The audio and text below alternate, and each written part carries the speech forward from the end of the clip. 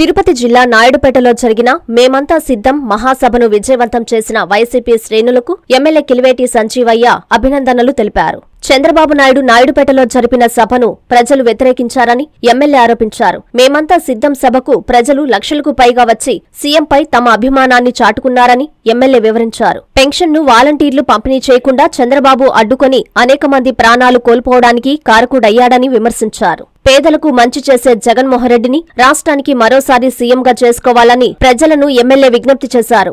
నాయుడుపేటలోని party కార్యాలయంలో జరిగిన media సమావేశంలో ఆయన మాట్లాడారు. రోజు ఏదైతే తిరుపతి జిల్లాకు సంబంధించి మేమంతా సిద్ధం సభ ఈ రాష్ట్ర ముఖ్యమంత్రి వర్యులు జగన్మోహన్ రెడ్డి గారి సారథ్యంలో జరిగిందో ఆ సభ విజయవంతమైనందుకు ఆ సభని విజయవంతం చేసినటువంటి వైఎస్ఆర్ కుటుంబ సభ్యులు,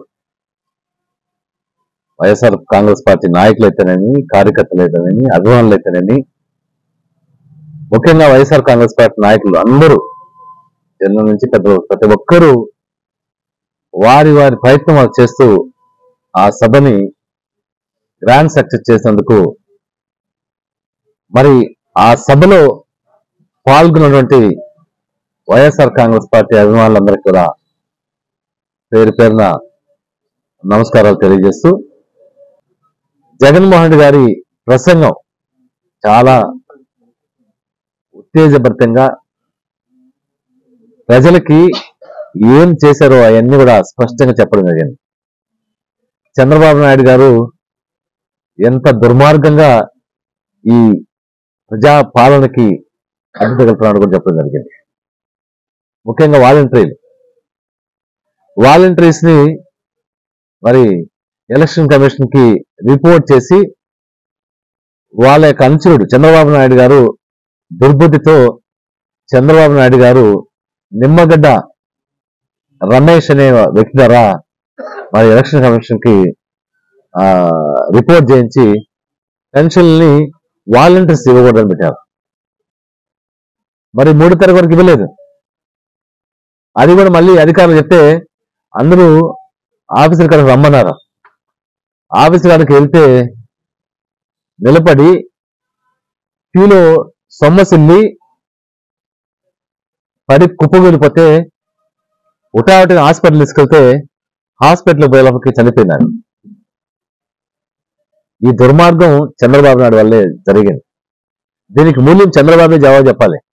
1వ తారీఖు నుంచి ఈ రోజుకి 40 మంది పైచిలకు చనిపోయారంటే దీనికి అందరూ చంద్రబాబే కారణం. అనేక కార్యక్రమాలు చెప్పారు జగన్మోహన్ రెడ్డి గారు. ఒకటే చెప్తాను, ఆయన నేను మంచి చేస్తుంటే నాకు ఆశీర్వదించండి లేక అవసరం లేదు. చంద్రబాబు చెప్తున్నాడా? చంద్రబాబు నాయుడు గారు మొన్న ఈ మధ్య వచ్చారు 30వ తారీఖు అనుకుంటా. 30వ తారీఖులు ఎవరంటే స్పందన లేనటువంటి ఏదో వస్తే 4,000 5,000 వచ్చింటారేమో బహుశా. మరి నిన్న జగన్మోహన్ రెడ్డి గారు ఎర్ర టెండర్ని సైతం లెక్క చేయకుండా అడుగున జగన్మోహన్ రెడ్డి గారికి జన నీరాజన పడుతూ ఆపి స్వాగతం చేస్తూ ఉన్నందువల్లే లేట్ అయింది. ఇంత దోవపొడికి జనాలే వచ్చిన వాళ్ళు ఆ సభా ప్రాంగణం కూడా రాదు, ఇక్కడి నుంచి మొత్తం ఉన్నారు. అది జగన్మోహన్ రెడ్డి గారికి ఉన్న చరిస్మా. ఈ ప్రజల మీద నమ్మకం పెట్టుకున్నారో దాన్ని నమ్మకం వమ్ము చేయకుండా మే 13వ తారీఖు ఎన్నికల్లో జగన్మోహన్ రెడ్డి గారిని మళ్ళీ రాష్ట్ర ముఖ్యమంత్రి చేసుకుంటే పేదవాడికి మంచి అవుతుందని సందర్భంగా తెలియజేస్తా ఉన్నా. ఎందుకంటే వైఎస్ఆర్ కాంగ్రెస్ పార్టీ జిల్లా అధ్యక్షులుగా ఎన్నికైన మా చంద్రశేఖర్ రెడ్డికి హార్దిక శుభాకాంక్షలు.